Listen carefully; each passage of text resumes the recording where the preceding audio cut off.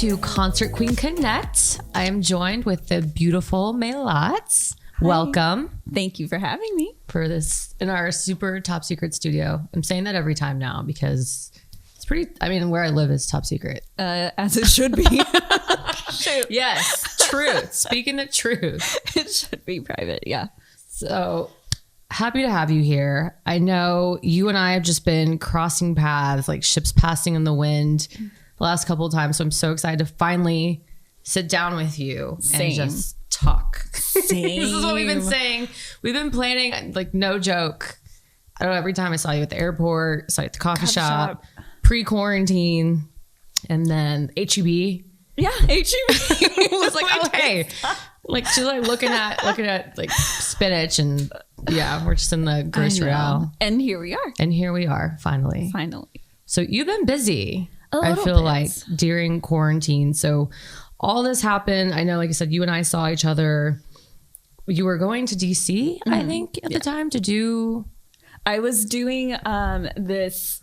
It was the Empower Weekend conference, and it's this Ethiopian conference that is basically highlighting a bunch of Ethiopians who, it was like, I don't know how many panelists they had, but they had a whole bunch of cool panelists come on, and there were like doctors and musicians and like you name it. And so I was like the musical break person. So I was there in their live studio, and they held the entire conference virtually, and it was like worldwide. It was really cool. So yeah, I was going to do that. And it was like the first time that I was playing the piano, because that's like a skill that I started playing when I was a little kid, totally forgot. And started picking it up during quarantine for some reason. And so it was a little time on your hands. A little bit, you know what I'm saying? Like 24 hours locked inside of a little box. So I just picked this thing back up. But yeah, so it was like the first time that I like was like playing the music as I was singing it. So that was interesting. How was it interesting? It was just very different. It was different. Like, I never realized, like, you take for granted when you do one thing at a time. And then like when it was cool as I was learning to play it, as I was singing it, and it felt natural. But then when I went back to, you know, trying to sing over a track or singing a cappella, it was like, oh yeah, this is like all of my brain is like fired up. You know what I'm saying? So like being able to focus on what you're doing, like that's kind of like a moment where I was like, oh, it's important to focus on the one thing. And it's a luxury to be able to focus on like the one thing. So. Yeah. Does your mind tend to just kind of drift off as you're singing? Yeah. It's like off in its own world. You know what I mean? And like, I always tell everyone, I try not to think about anything else. Like, I can't think about the lyrics. I can't think about what's happening over there. I try my best to just let it flow. Really? Yeah. Because the second I start thinking, especially like, I can't think about the song. If I start thinking lyrics or notes or whatever, then I start like really getting like discombobulated. Really? So for, I guess, again, someone that's like me, that's just thinking of singing, I would have to obviously memorize the lyrics, but does it just become such a muscle memory for you that you're just... It should be. I think it should be muscle memory. I think it's a little more difficult when you're having to remember everything, because that's a lot more like brain power. So you can't focus on like being in the moment, and like, I mean, there's not really crowds much anymore, but like you can't really like vibe with the crowd if you're worried about your words and your notes and your movements and all that stuff. So I can imagine. Do you ever do any kind of choreography, or have you seen? Look, I'm just asking, because that's like Lord did not bless me with the dance moves. Okay, dance moves. Have you seen Lady Gaga? Actually, there's like a YouTube video of her like running on a treadmill in heels. Have you seen that? Yes. I mean, I don't know. I haven't seen that. As she's singing, that's how she trains, and it's insane. I heard that like Destiny's Child would, like, their dad would like make them run. I know, right? Of course, they're like bred to do this. It's like military, literally. Stuff. But like, yeah, I remember reading that they would like have to jog in heels and sing, and I was like, I think I tried that maybe once. Oh my God. No, not for you. Look, I'm Ethiopian, but the good Lord did also not bless me with the ability of long distance running, short distance running. The running stuff is not for me. No. Wow. So but I totally forgot what we were talking about. Oh, yeah. I mean, well, you were talking about singing and playing the piano for the first time. And to go back to that summit, how I feel like your culture comes out a lot. I see that when you talk about it pretty openly. And I feel like that's such a big part of who you are. And can you just kind of expand on that? Yeah. Well, I mean, I think it's twofold. One, it's like, goodness, every kid grows up, especially in America, because everybody's from somewhere different. It's like you grow up trying to be like everyone else. And I spent so long trying to meld in. Where are you from? I'm originally like in Texas. Like, okay, in Texas, obviously from Texas, but I'm from Austin. Got it. Some people will say Cedar Park is not Austin, but you know what? Austin. I do. So, but yeah, I'm born and raised here. And like, you know, I spent so much time trying to fit in. Like, I remember cutting my bangs and it was just like, it was picture day too. So that was it's forever immortalized. But like, you know, I think it's really important to highlight what's unique about you, because those are the things that people can never copy. You know what I'm saying? And that's what makes you stand out. So I've tried to, as I went through my journey in accepting myself, I tried to speak on it more in order to make it more normal to speak about the things that are, you know, unique to you. It's not weird. It's not different and like something to hide. It's something to celebrate and share with the world and, you know, let people learn about it. Goodness. Was there like a defining moment, or was that kind of just a process or a journey? It was definitely a process, because like it's definitely more prominent now than it was before. I remember being really nervous to put out my first bilingual song, because I grew up speaking Amharic, which is the language of Ethiopia, before I spoke English. Oh, wow. So English was technically my second language. And so to be able to combine the two languages and put it out in a song was like really nerve-wracking for me, because I'm still coming from this place where, you know, I said it was twofold, right? Mm-hmm. I couldn't remember what the second was. Thank you for letting me have some time. We're going to get there. It was good. We were going to come back there somehow. The second part was, you know, being Ethiopian, a lot of people didn't and don't know what Ethiopian people look like. Like once you've seen like one or two of us, you kind of like figure out, oh, okay, I understand that's what that looks like. But you know, people not recognizing what I was but still being like proud of where I came from. I thought it was important that I share who I am and like what's unique about me, or my Ethiopianness, my language, my dress, like all of that stuff. So that's the second fold of it. Just because people would never guess right. But you can't blame people for not knowing what they don't know. Right. That's kind of ignorance on that. I went to school in, I don't know if I told you this, I went to college in Mobile, Alabama. No, I didn't know that. Yes. So when you're saying Cedar Park, I'm full 100% Mexican and Spanish.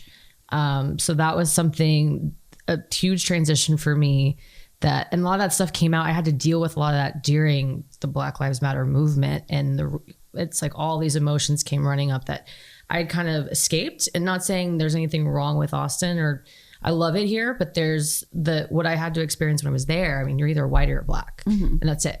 And there's no in between. So people are always kind of like, what are you? You're not white, but you could pass for white, but there's something different about you. Something different. Yeah. And then I had a lot of Cubans that went to my college, and they were racist towards me because I was not, they would call each other Mexicans as insults.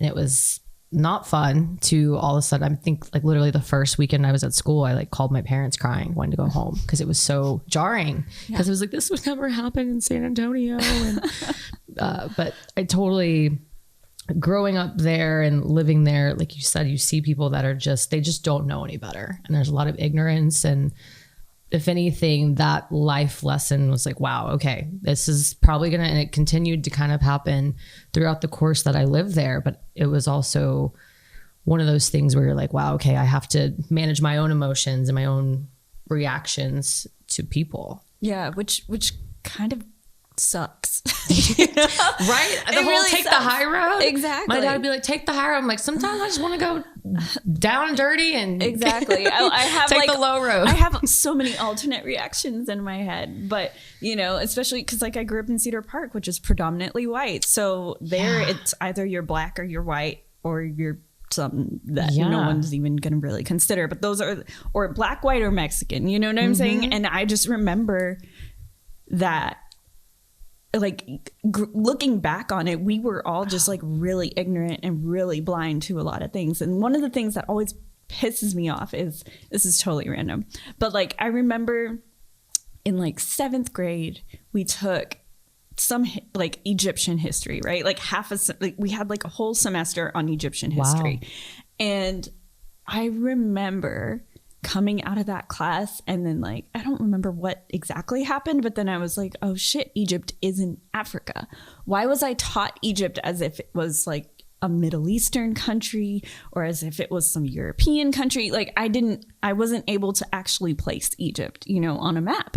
And I was like, there's just something fundamentally wrong about how these kids are being taught, you know, and we just weren't getting the breadth of information. I remember that from 7th grade being like, wait a minute. That's heavy for a 7th grader. Yeah. And just recognizing that, you know, there was something missing when it came to like understanding like worldviews and stuff, which is like definitely a bigger topic, education and all that stuff. But you know, people not recognizing that there were differences and all these different areas across the globe that people are from. And, you know, it was interesting.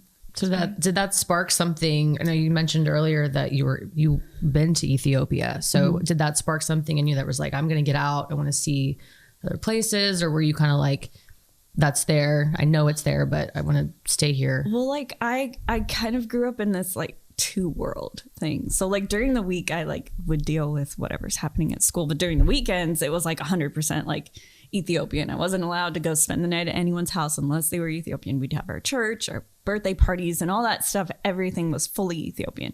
So like when I was in that world, everything was like, I understood everything from that perspective. So when I went back to school, I was just like, oh, okay, so this is what y'all are doing over here.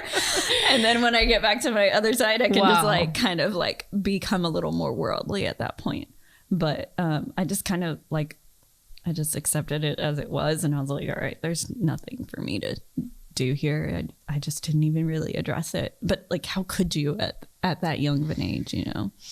So. Yeah. And this, I think too, like you said, with being that young and being exposed to those things, you kind of had to adapt and had to just, I mean, kudos to you to recognize that. It kind of just shows, again, the person that you are and how far you've come, I'm sure. Yeah. I mean, like identity is such a hard thing. I mean, just for anyone to really understand. But I remember like my junior year of high school, you know, there's the whole thing of like between Africans and African Americans. And so like there was a point in time where I remember one of my friends, because I was too just like caught up in the moment to even respond to this, but I had a teacher have this conversation with my friend about whether or not I was Ethiopian or Black.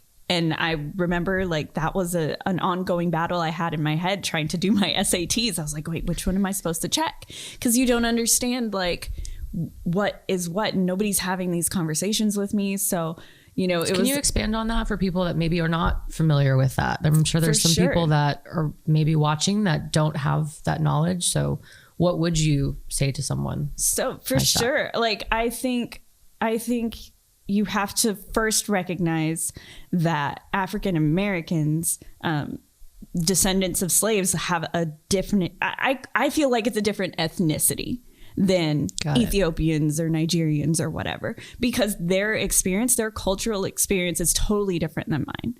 I understand that their history is different than mine. But, you know, unfortunately, race is it's a social construct, right? So none of it is actually real. It's all defined based on what we see. So I feel as Black people, we are all connected because we do have that shared current social experience. And so after kind of like going through that in my head, I was like, okay, so I am both Black and Ethiopian, because I'm not Ethiopian enough for the Ethiopians or Black enough for the Black people. But to me, this is how I understand my identity. And I think, you know, it's a conversation that's long been had. But, you know, I mean, I hope that for most people, it's something that we're starting to understand and come to terms with. But I do think it is very important to understand that the histories are vastly different, and to be able to just to try and just, you know, take that identity without recognizing how special and unique that culture is. I think it's wrong. But yeah, that's just kind of my perspective on the whole thing. It's super interesting.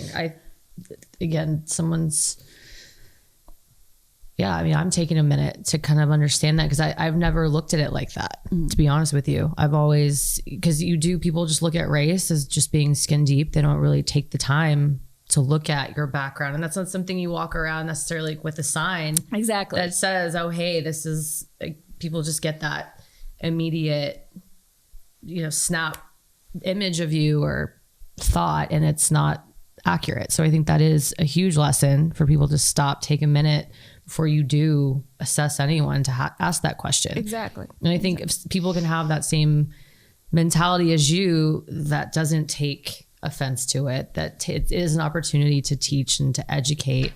I think that's all you can ask for. I mean, that's what we need more and more. I mean, you can't possibly have all the answers, right? So like, the more that you can admit that maybe you don't know or you don't understand, then like, that's when we can progress forward as a society. I feel like I'm being hella deep, like way deeper than I intended. I was like, we're gonna have this is great. No, like I said, I'm being completely honest with you. Yeah. I had never looked at it like that. Really? So you're educating me. I really appreciate that. So that's why I'm kind of floored right now, because that isn't something that I don't think people have really taken the time. I mean, I grew up in San Antonio, just, you know, predominantly Mexican, and then went to college in Mobile, Alabama, and then went to San Diego, predominantly white, and that were the area that I was in, that I was living in. And then you had Mexico right there.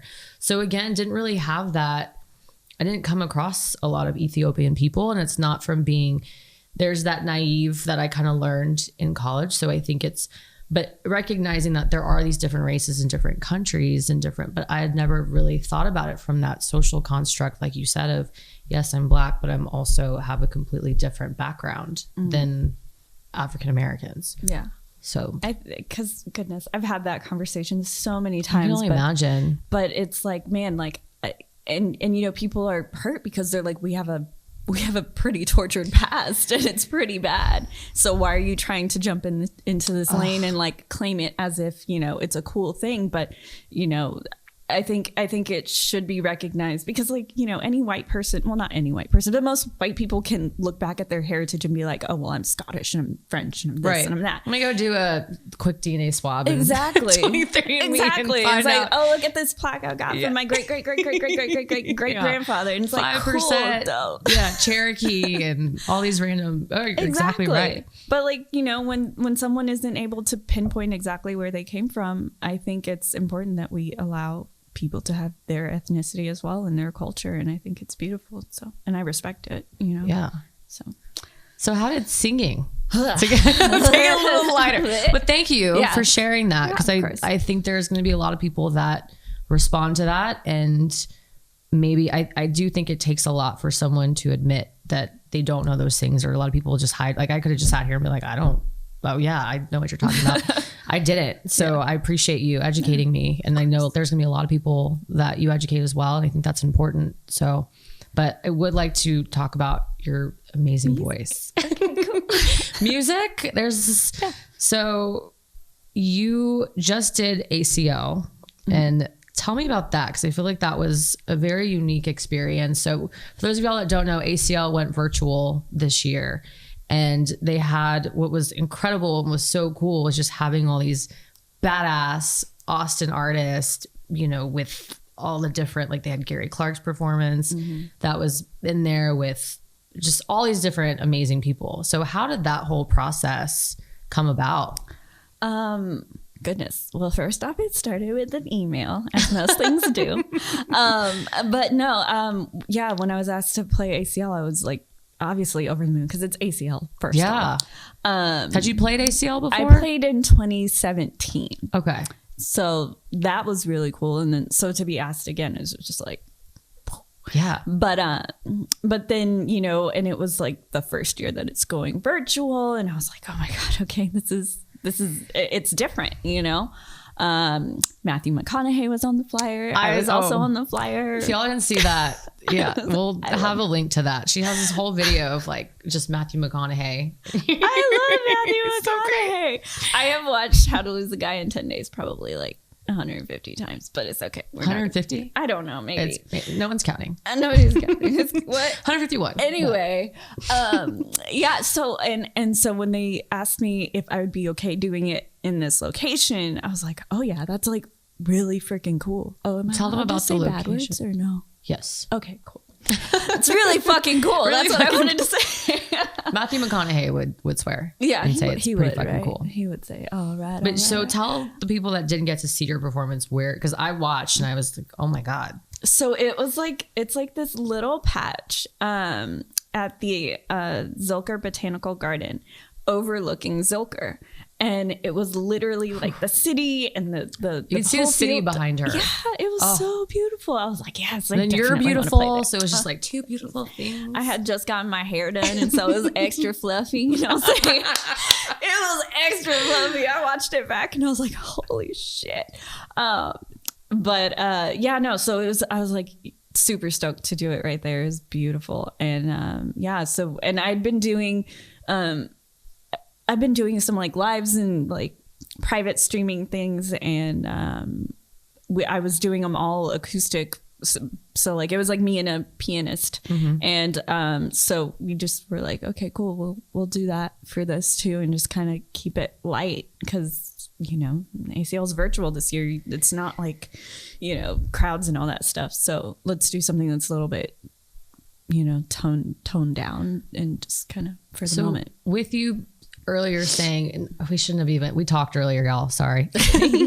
But it's good to bring that up now because you did say that you're more introverted. So is that kind of environment, is that more beneficial for you when performing, or do you miss kind of the energy from the large crowds too? I do miss the energy from large crowds. Like that used to be my thing. Like, excuse me. Like when quarantine first started and the pandemic had really hit, I was really upset once it settled in that I wouldn't be doing shows for a while, because honestly, shows were what I lived for. Really? That interaction that happens like when you're on stage and there's a crowd and they're feeling it and you're just like picking up all that energy. I live for that. Like lived for that. Yeah. So I was like, shit, what am I going to do? Like, how am I can't do this online stuff. That's not possible. Like, I don't know what else is there for me to look forward to? Because this is my favorite thing about what I do. Wow. But obviously after a little bit of time, I got over it. But I do like being able to do, the little toned down sets. It's always really nice there's a different vibe that happens when it's just like me and the keys. There's no other instrumentation to kind of like distract. It's like the voice better go. Wow. So I try to make the voice go,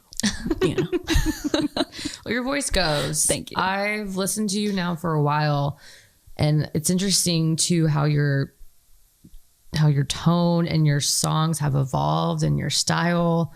I think you went from like an R&B and then now you're shifting. And I think that says something to you as an artist that can be kind of fluid. So what's been that journey for you like?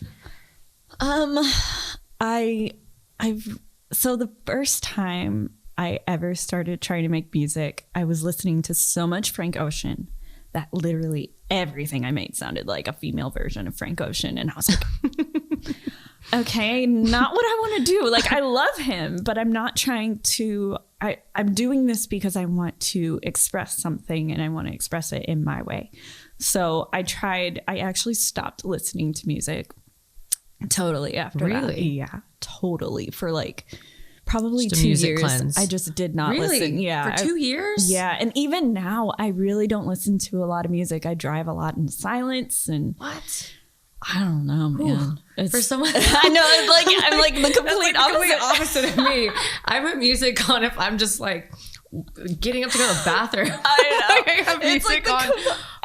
I literally always think that when I like watch your stories and stuff and think of you, I'm like, you know, we're the complete opposite. I literally will drive hours in silence. I drove to LA one time in silence, not even like a podcast or something, just silence. Me, myself, and I. And your thoughts. Mm-hmm. Whew. Yeah. We go places. Or sometimes it's like literally I'm thinking nothing and it just feels good. I'm just like not even paying attention. I'm just driving.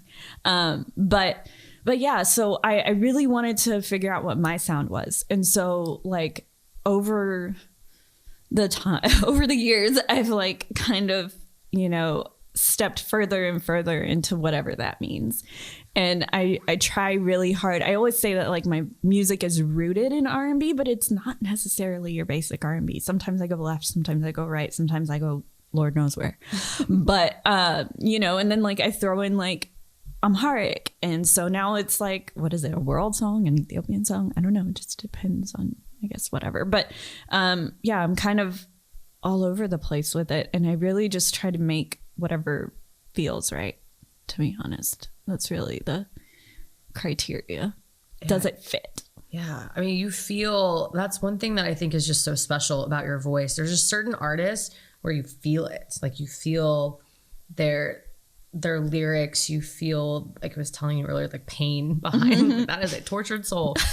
Talk about some artists earlier, but there are just people that when you hear it, and I think that's one of the things is like reading some YouTube comments that people say about your voice is that it's just so people feel it. And it's something so special. That does that come from you writing these words and these songs and you're feeling it, or like where does that come from?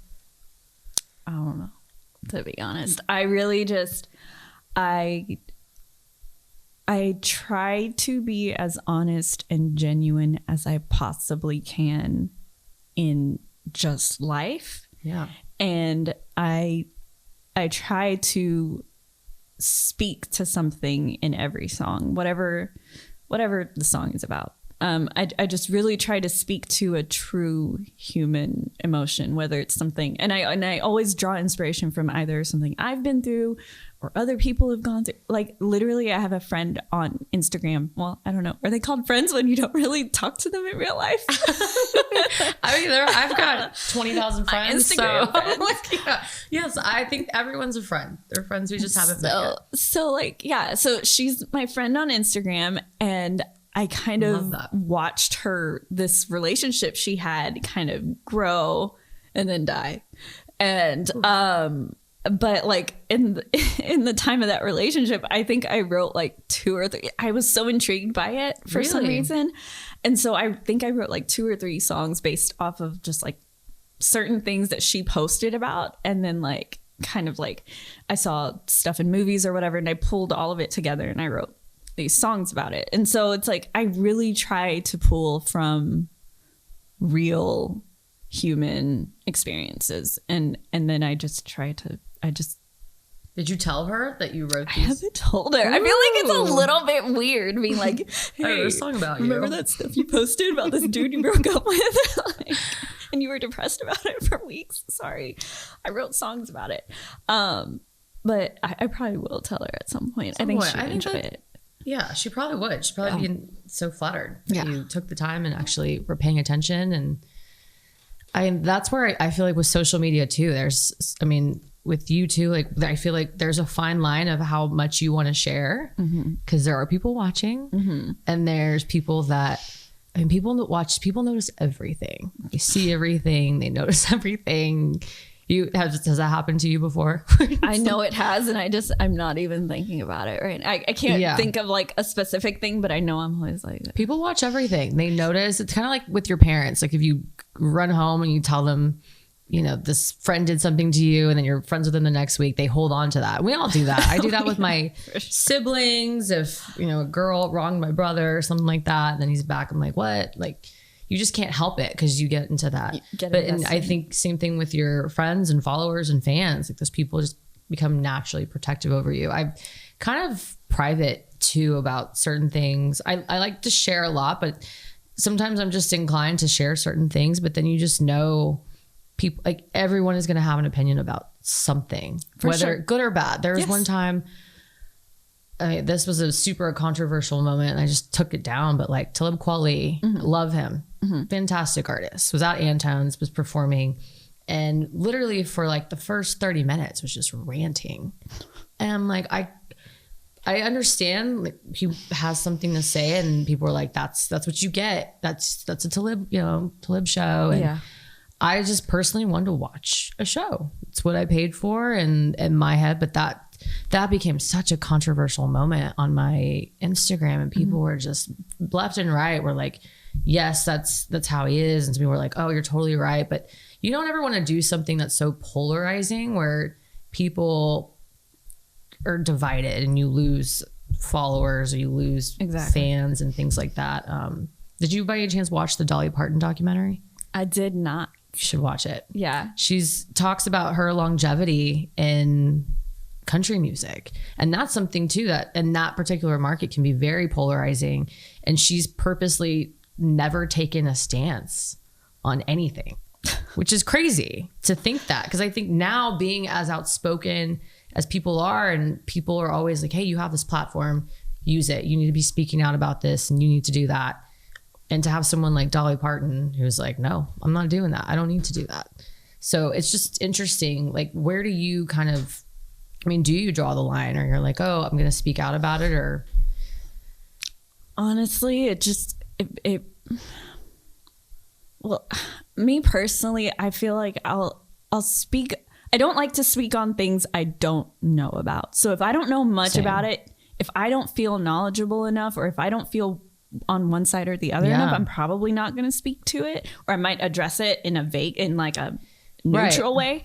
But I'll speak up about what if I feel strongly about it, I'm going to speak up about it. And it's like, at the end of the day, I'm an artist, so I kind of feel like it's, your job is to appeal to the masses. Exactly. My job is to appeal to the masses, but to also kind of give you like a character. And I feel like, and that doesn't mean necessarily building a character that's fake, but like knowing someone's likes and dislikes or feelings about this or that is important in building whatever that character is. So to me, I feel like, if you want to follow me, if you want to listen to my music, if you want to know where it comes from, then here I am. This is what I believe.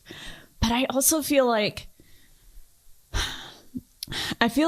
having a voice or being a person with like a following in whatever medium you're in these days is so different than like when Dolly Parton was doing it. That's a really good point. It was so much easier to be quiet. That's a really good point. Like, you never heard Michael Jackson say a word. He just danced and sang and was in these dope ass music videos. The whole time we've been talking about that.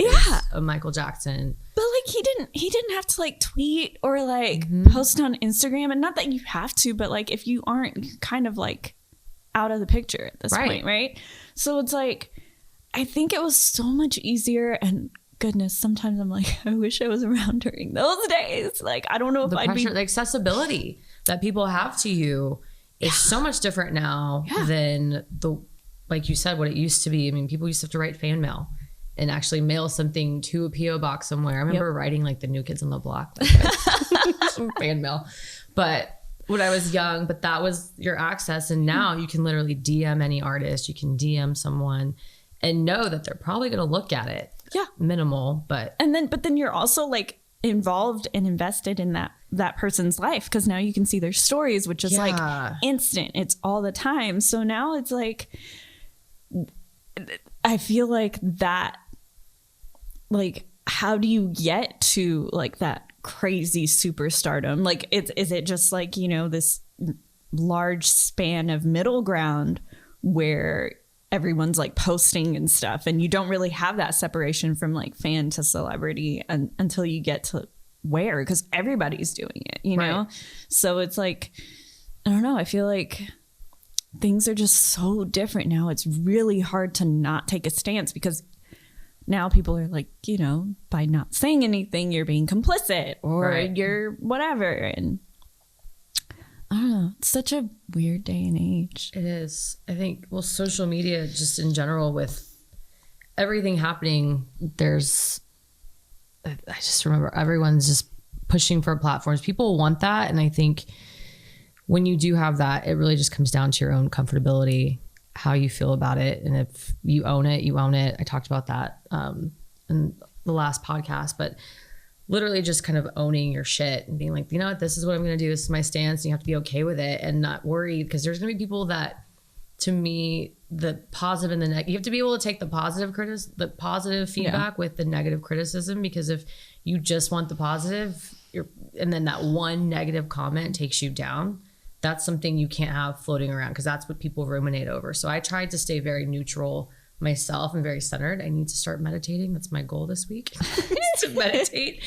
But it's just to stay neutral and to stay present and to know that people, positive or negative, you're putting yourself out there and you're doing something that people wish they could do. There's so many artists, I'm sure, that want to be in your shoes and want to be as accomplished as you are. And I'm sure we all play that comparison game. And it's knowing like, okay, stop, look at where I've come from, where I am and where I'm going, and owning that.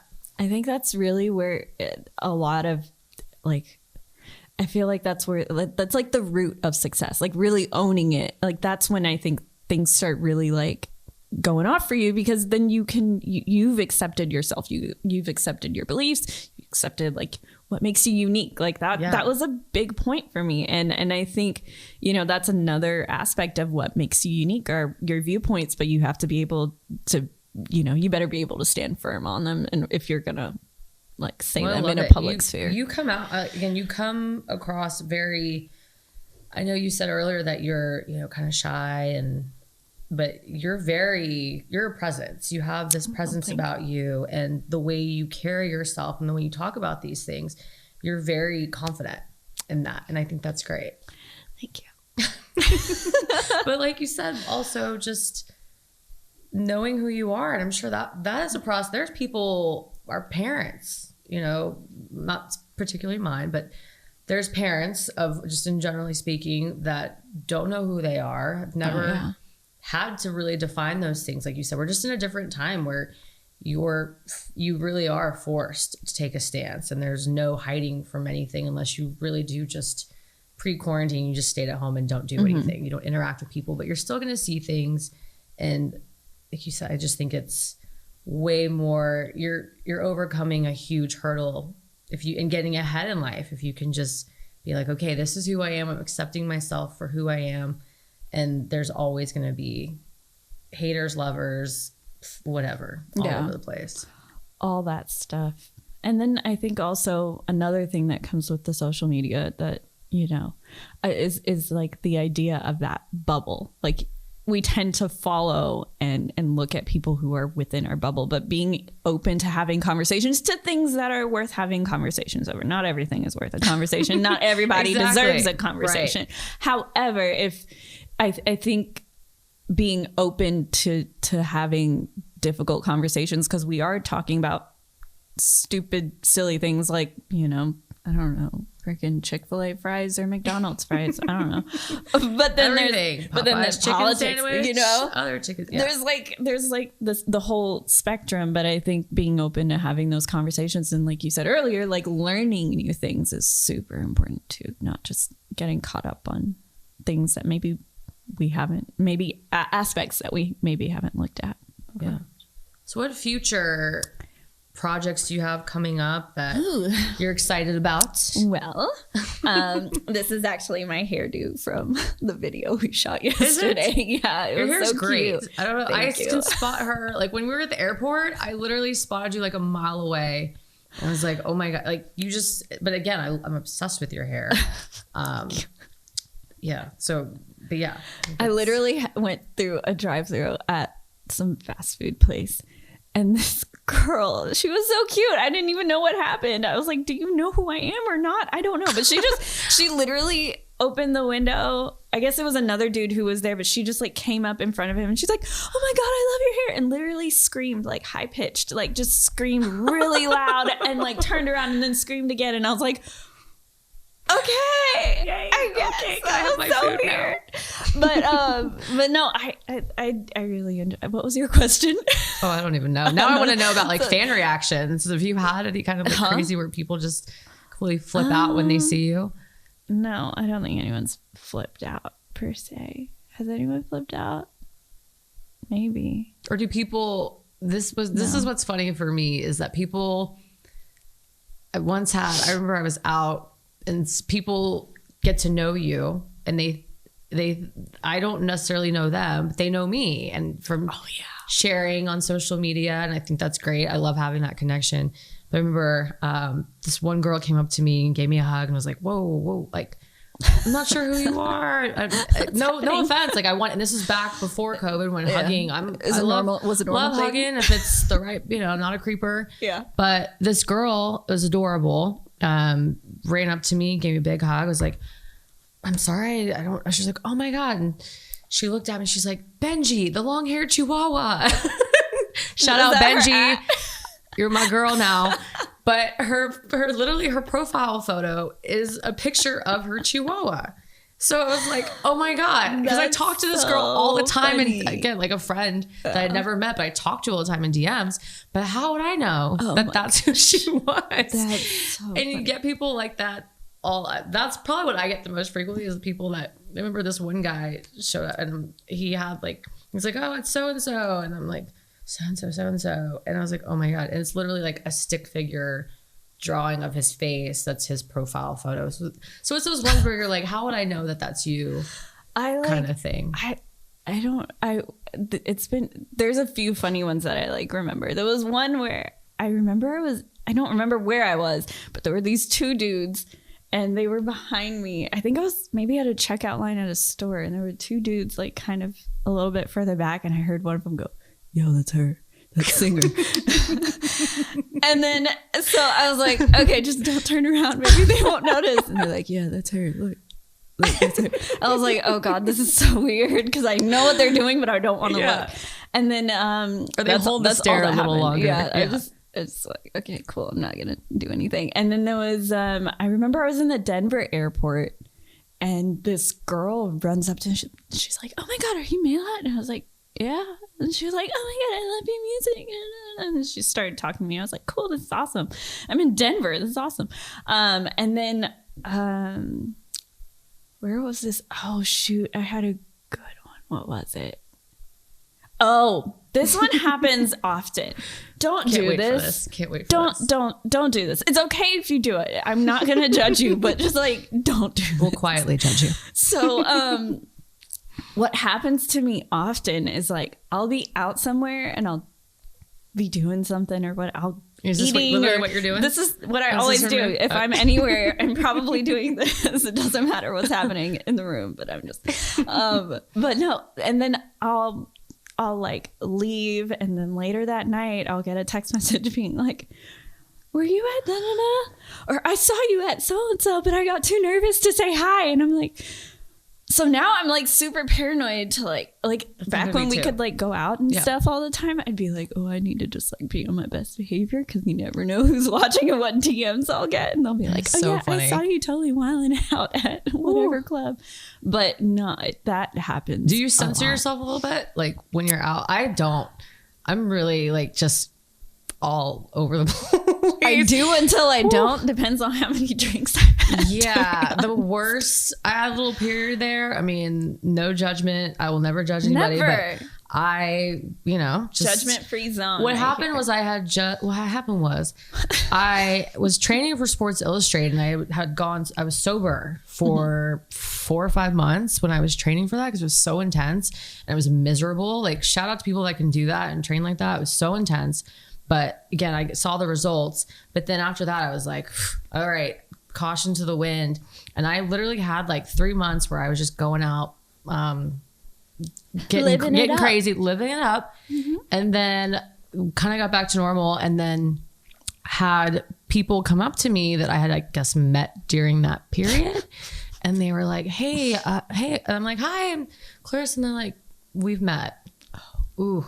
And that always breaks my heart. And I'm like, I'm so sorry. I am stone cold sober right now. I'm Clarissa. And they're like, and it really, it genuinely irks them. I'm like, it's never personal. We meet so many people, and not saying I'm some kind of like huge famous person, but it's just, I'm genuinely I talk, cause I do talk to everybody. I love connecting. I love DMing people. And if I meet somebody out, or again, my following, I'm going out, I'm going to events, and I love tequila, a good mezcal, but not all the time. Yeah. I think there's that there's also a lot of people just make assumptions that I am partying all the time. Sometimes I just go get my video and I come home and cuddle with my dog. Yeah. So I think I keep you on your toes. You never know. You gotta, yeah. No. But I do feel bad sometimes when people are like, hey, I met you. And I'm like, oh, I'm so sorry, but I'm invested. I'm here. I'm present. I'm now, like,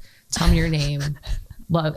But same thing. And I don't think I've ever been on the other side of that, because I'm not so good with names. Yeah. So I'm always like, hey, go Steve. Go ask. Go introduce yourself to that girl. I used to have a thing. I forgot what my thing was. But forget about my thing. I just want to tell you, the Sports Illustrated shoots, you fucking killed that shit. Oh my God. Like, even I'm like, one day you'll maybe look somewhere as good as her.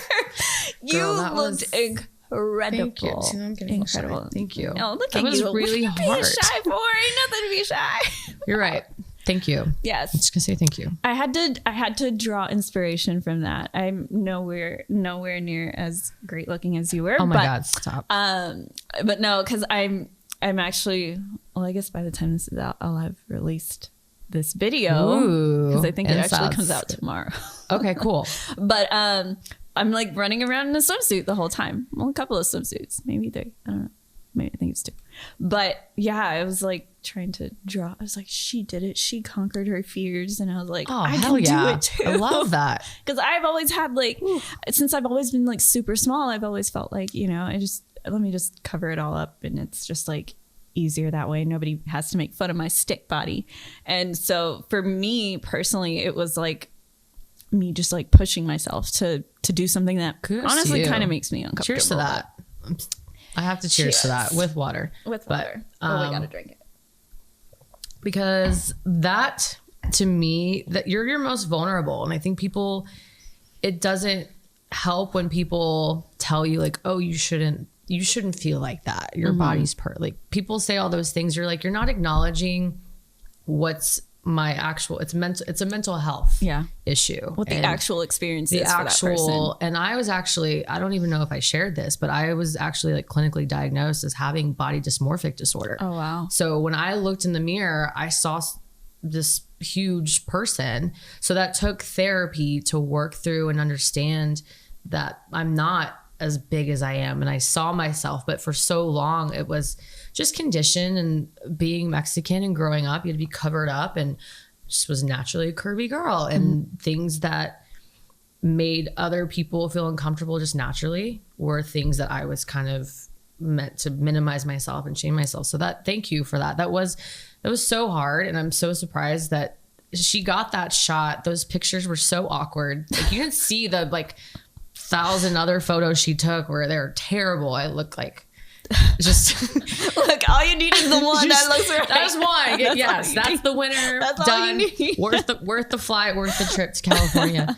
But it was empowering because I did it for myself. I didn't do it to please a guy. I didn't do it to please my parents. I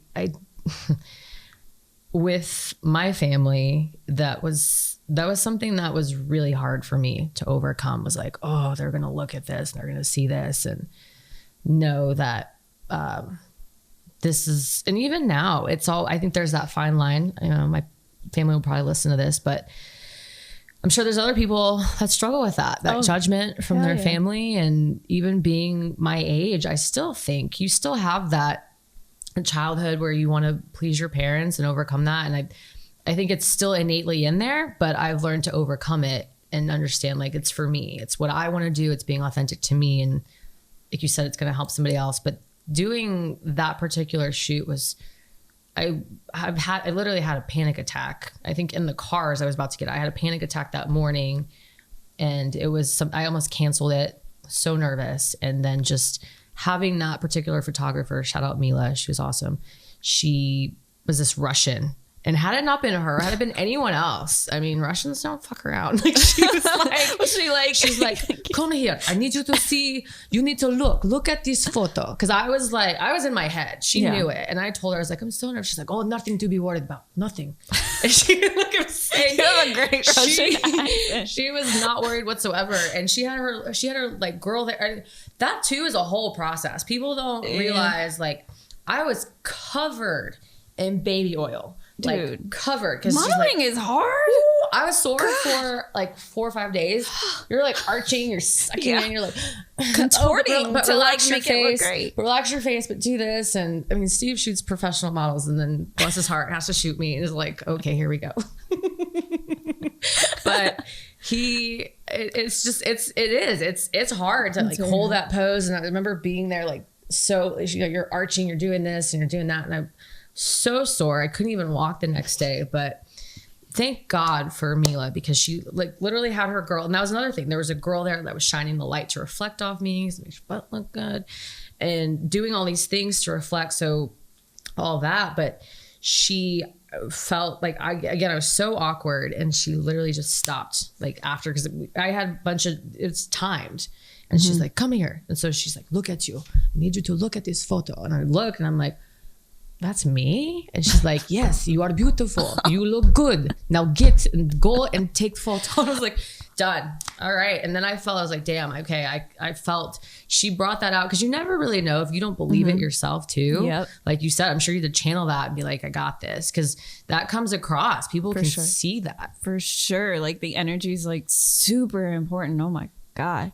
But like the thing that you said about your family, that was literally, I would say that was the hardest obstacle for me to overcome when it came to music. Writing with curse words, writing about relationships, writing about more sexual topics, you know, just the videos, even this video that's that I guess it'll be out, but it's a little nerve-wracking, because you try to be that kid that, like, you know, parent pleasing kid, even though we're grown ass adults. We do this. What? I'm a grown woman. But it still sets off this little thing. But that was really one of my biggest obstacles, more so because like I'm always like, whatever, I'll be fine. But to have that shown to my parents and getting their approval and all that stuff was really, really difficult. So wow. I felt that a whole lot. It's something that I think I still struggle with it. And I know I had to go to therapy, unpack all my stuff to put myself back together. Shout out to therapy. Therapy's great. I've never looked at it negatively. I think it's a great way to work through your traumas and the things that trigger you and learn. It's got me out of a bad relationship that I was in. Thank God for therapy at that time, because had I not had that, I would have, who knows? And you grow from that and it makes you stronger, but there's still that twinge of, it's just the typical Mexican. My mom's super supportive and my dad just has that iron fist and nothing. People always say that. Yeah, I always hear people like, I love my parents, but etc.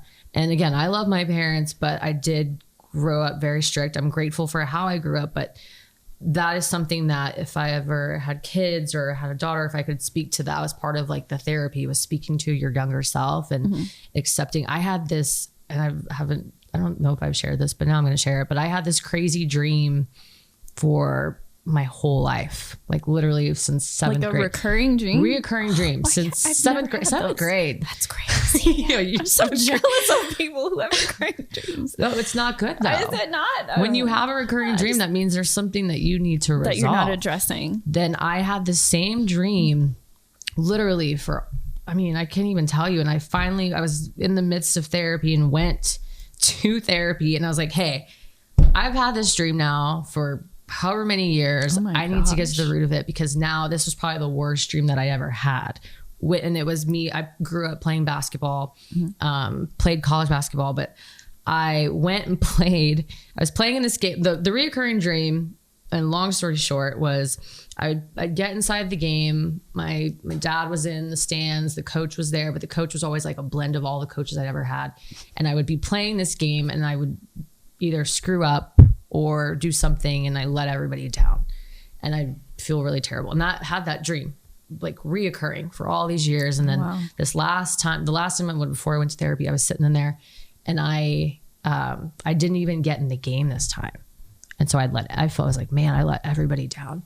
So I was asking a therapist. It was like, what do I do? Do I need to how do I make myself where I'm winning the game and I'm shooting and I score all these points? And she just looks at me, and she's retired now. I've loved her. But she just sat at me and she stared at me, and she's like, it's not about the game. I'm like, what do you mean? She's like, that's the dream. It's not about getting inside the game. It's about being okay with not playing well or not even getting in the game and still feeling loved, still being loved. I was like, damn. And I've never had the dream since.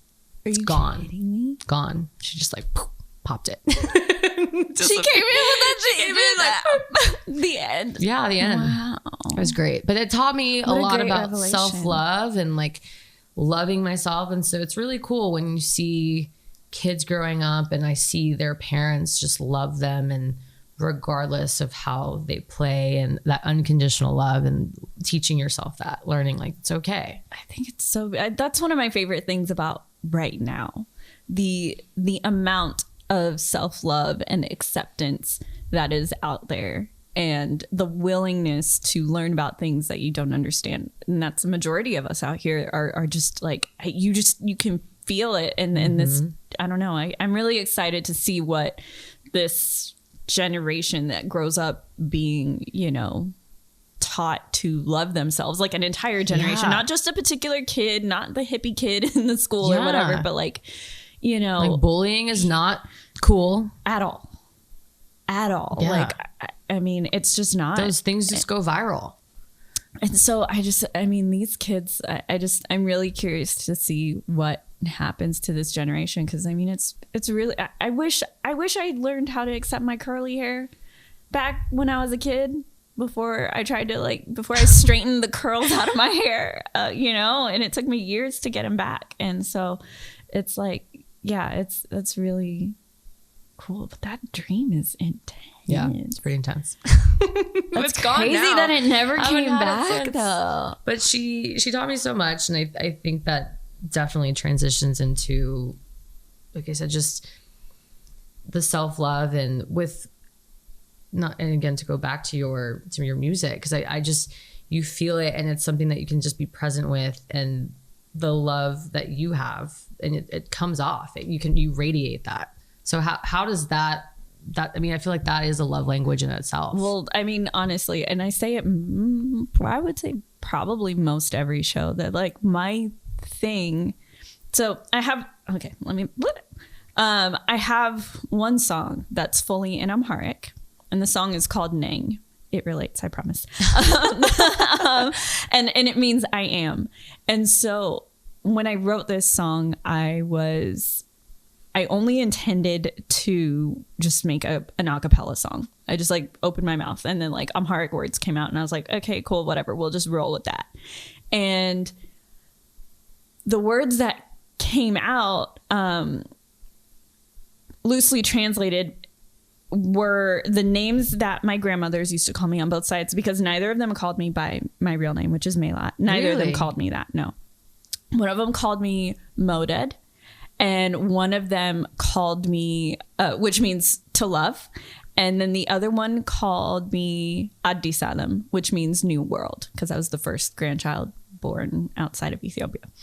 And it felt like, and they've both passed, and it felt like they were telling me that my purpose was to lead with love. Wow. And as I was goosebumps, yeah. It's not and so as I was writing this song, and I was trying to just freestyle this song, and so as these words were coming to me, I broke down. I just broke down. And it took me like 3 weeks to be able to sit down without breaking down to record the song. It's beautiful. Yeah. And and so at that point I realized, you know, I had been told by a record executive that my songs were too like happy love and they needed to be darker. Cause at the time, like all the songs were like, fuck you, I'm gonna steal your girl, I'm gonna steal your boyfriend, I'm gonna whatever. And they were all just like negative towards relationships. And I was writing all this positive stuff towards relationships. And I was like, you know what? This is who I am. This is my purpose. My purpose is to lead with love. Now I just need to figure out what that means and how I do it. So I always say on stage that, you know, every time I have a microphone, it's my personal responsibility to spread love and compassion as much as I possibly can to as many people as I possibly can. And that's why I do what I do. And that's what I'm here for. And so, yeah, it plays very heavily into what I do. And so I try to, after I felt that, I did not feel bad about writing love songs. And I'm like, okay, this is what I do. As corny and cliche as the word may be, it's my purpose. And I have to live in that truth and let it be real for me and not cliche for me. So I try to like make it real, you know? Keep doing that because I will say, as someone who has had to learn what love, and I know there's probably a bunch of people out there, like you said, those things are, you know, fuck you, you're terrible, cheap, you know, all these things that play into those are easy. Those are easy things to kind of go, but then we're not really taught necessarily. We're all taught with, like I said, our childhood patterns of, we think we know what love is. And then when you start redefining love, you need examples like that. You need someone to tell you what love is. You need to know what healthy love looks like. And that to me is huge. I love that you've said that. And that's where you draw your inspiration from. And incredible. The good and the bad. I think we have to talk about all aspects of it, you know, because I have the song So Help Me God, which is the video that we were shooting. And, you know, it's beautiful. It's a song about, you better tell me the damn truth because I'm not taking these lies anymore. Like, I can tell you're lying. Just tell me what the truth is. And, you know, but I mean, there's good and bad sides of it. But I think, you know, talking about it and talking about it from the perspective of self-love and platonic love. It doesn't always have to be romantic, and, you know, like family love. It's just like all over the map, wherever the inspiration takes me. That's where I'll go. But I firmly believe that my purpose on this planet is to spread love as much as possible. And that's just like, okay, cool. That's what my names mean. So it must be true. Well, I don't feel like that to me is probably a good note to end on. I don't know how you really top that.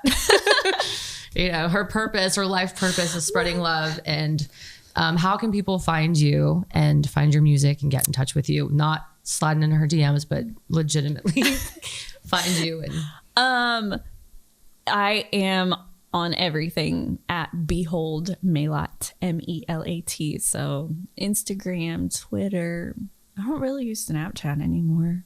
What else is there? What are the other things? Your TikTok. Music's all on. Music is all on Spotify, Apple Music, anywhere you listen, anywhere you stream. YouTube. Definitely have a lot of stuff coming. Beautiful videos. If you haven't seen her videos yet, they're so they're a vibe. Thank you. Keep doing it. I love your videos. Yes, we have plenty more on the way. So 2021 should be interesting with some projects and some music. So that's exciting. And what about shows? You're doing any upcoming? As of right now, I think I've done Lambert's already. We got Lambert's, right. So, but you can always find out what I have coming up next on beholdmelat.com. Wonderful. Yeah. Awesome. Well, thank you so much for being here. Thank I could have talked more, but yeah, this was really great. So thank you so much for being here. Of course. Thank you so much, y'all.